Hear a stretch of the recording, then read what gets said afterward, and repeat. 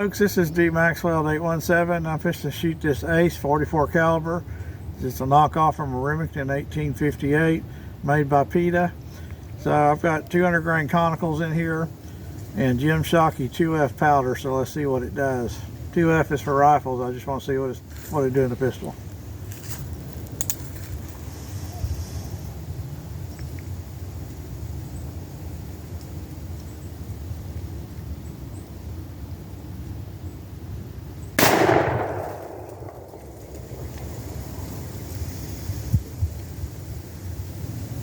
Pretty good kick to it.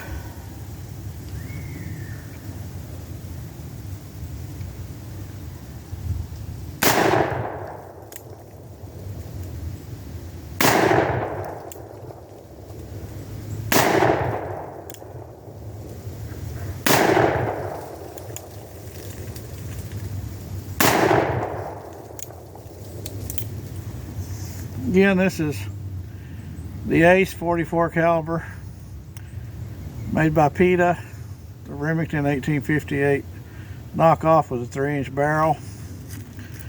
Got the checker grip. Pretty sweet little revolver. Top it.